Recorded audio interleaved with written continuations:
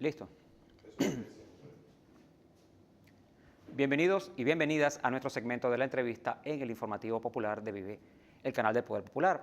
Hoy tendremos como invitado muy especial a Tony Bosa, a quien le damos la bienvenida y le agradecemos que haya permitido que hoy tengamos su presencia para hablar sobre temas de los que él maneja con muchísima facilidad, que es el tema de la economía, y particularmente hablemos de los comités locales de abastecimiento y producción y de la gran misión Abastecimientos Soberanos, nuevos retos para el Poder Popular y para el Poder Constituido.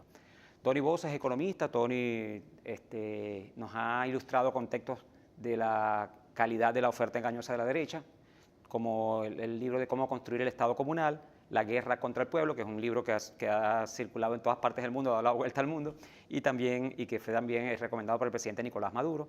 Y además de eso, la crisis financiera. Tony, bienvenido, gracias por haber aceptado la invitación. Y comencemos por allí. Los CLAP, los Comités Locales de Abastecimiento y Producción.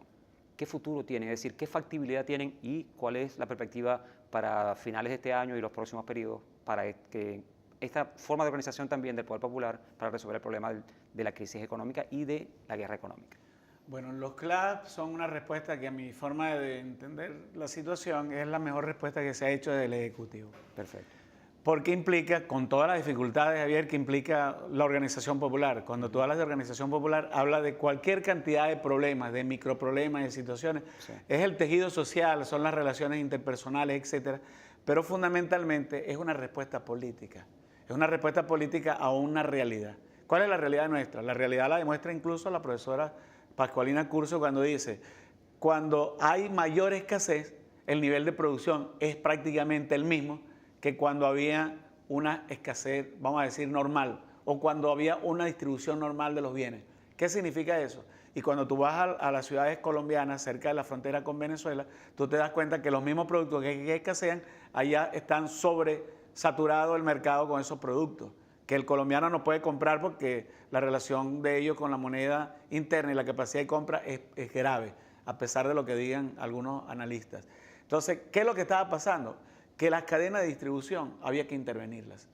Aunque algunos estén en contra de que el Estado intervenga en algunas áreas de la economía, como la distribución, pero era evidente, era claro que la distribución estaba siendo distorsionada profundamente y se había convertido en un problema de seguridad de Estado. Entonces con los CLAP pasaron dos cosas importantes. En la primera fase, la configuración, remontar esa cuesta que implicaba la organización social, enlazar, afinar, generar todas las capacidades de respuesta, todo ese tejido social organizado para un propósito fundamental que es el abastecimiento, es la distribución.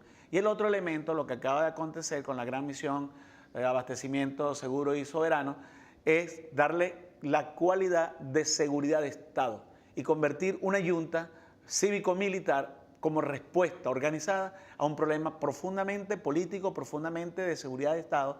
Esos son los dos elementos que la han configurado a esta estructura una capacidad de respuesta que progresivamente se está haciendo cada vez mayor. Estamos hablando, Tony, de porcentualmente hablando, ¿a cuánto se aspira de la población llegar? ¿Qué porcentaje de familias o de habitantes del país se espera que los CLAP, por ejemplo, logren recuperar su capacidad de acceso a los bienes? No tanto la capacidad de compra, que también es un problema, sino la capacidad de acceso. Sí, fíjate, creo que lo justo sería, y por lo menos la dimensión a la que se pudiera llegar, y en parte el plan está diseñado en tal sentido, es llegar al 80% de la población, que son los más vulnerables, que son los que, desde los más pobres hasta la clase media, que tienen dificultades de adquirir los alimentos, porque repito, en Venezuela ha pasado una cosa increíble, que es lo que ha sido la gran diferencia con procesos inflacionarios como los sufridos en el Cono Sur, Argentina, Brasil o en la propia Alemania de posguerra, que era que en esos periodos, cuando hubo procesos inflacionarios, hiperinflacionarios, la gente no tenía para comprar y lo que tenía para comprar se le disolvía y los productos en algunos casos escaseaban y en otros no escaseaban, simplemente había una espiral especulativa. En Venezuela es lo contrario. En Venezuela la espiral, que es producto del control de las cadenas distributivas y de los oligopolios y monopolios nacionales y transnacionales, iba acompañado además con una gente en colas con dinero para comprar. Sí. Con dinero, por supuesto, progresivamente esa capacidad adquisitiva se ha venido deteriorando. Exacto. Y precisamente los CLAP y este sistema, con la gran misión abastecimiento seguro y soberano, implica, en primer lugar, control de la distribución, pero en segundo lugar, empezar a recuperar progresivamente la capacidad adquisitiva del salario, es decir, la capacidad adquisitiva del pueblo venezolano. lo que llamamos los economistas reapreciar el salario real. Una pregunta, Tony. Hablamos de inflación desmedida, una inflación inducida, una especulación, como lo acabas de mencionar. Pero en el momento en que una familia recibe la bolsa del CLAP y paga por ella 3.000, 4.000 bolívares por adquirir, digamos, 12 kilogramos de productos de la dieta básica y productos de higiene personal, en ese momento, ¿qué impacto hay sobre la inflación? Porque eso yo no veo que se contabilice en términos de lo que es la inflación. Fíjate, los economistas son muy rígidos para hacer los cálculos. Incluso el Banco Central de Venezuela tampoco mete estos productos subsidiados dentro de la estimación del cálculo de la inflación, del IPC, del índice de precio al consumidor. De tal manera de que cuando se habla de inflación no se está tomando en cuenta esto. La sugerencia que le hemos hecho al presidente de la República, a los equipos que están en toda la vicepresidencia económica, es precisamente hacer todos los mecanismos de reapreciar el salario, aumentar el salario real. Por un lado se pueden hacer aumentos nominales, es decir, bueno, hay incrementos salariales, pero eso se puede ir haciendo en la medida en que no destruya un tejido social productivo, que son las pequeñas y las medianas industrias, que son las mayores generadoras de empleo, según estudios de la CEPAL. Entonces, lo podemos ir haciendo, el gobierno está en la obligación de hacerlo hasta una medida, pero el gobierno también puede, como lo está haciendo efectivamente a través de los CLAP, a través de los programas de alimentación escolar, crearle un aumento, una capacidad adquisitiva mayor cuando se le entregan las bolsas de comida a la persona, que además no se le están regalando, se le están entregando a un precio solidario. Exacto. Pero cuando yo tengo 2 muchachos, 3 muchachos, 4 muchachos que van al colegio, que van a la escuela y ahí le dan el desayuno, le dan el almuerzo, cuando se está ampliando el programa y cualificando, además le está dando mucho mayor valor nutritivo al programa de alimentación escolar, en el fondo, ¿qué significa? Que estoy dándole más capacidad adquisitiva al pueblo venezolano. Cuando yo le entrego la cainaimita al estudiante y puede acceder a un servicio barato como el de la CanTV, como el de Lava, por ejemplo, en Internet, ¿cuál es uno de los problemas que tienen los argentinos en este momento? Que no pueden acceder a los servicios porque o se mueren de hambre y acceden a los servicios o comen y dejan de acceder a los servicios. Exacto. Porque lo que llaman allá el tarifazo. De tal manera que estamos hablando de un Estado, un Poder Ejecutivo que no ha perdido su capacidad de protector de las grandes mayorías, que además, así es como se configuró desde que Chávez llegó al poder, o el pueblo llegó con Chávez al poder, de tal manera que estamos hablando de que el gobierno, el Poder Ejecutivo, con el presidente Nicolás Maduro a la cabeza, está haciendo un esfuerzo importantísimo que además yo creo que está empezando a dar resultados. Creo que además durante el segundo semestre del año se va a ver la recuperación económica lenta y progresiva, pero de manera contundente.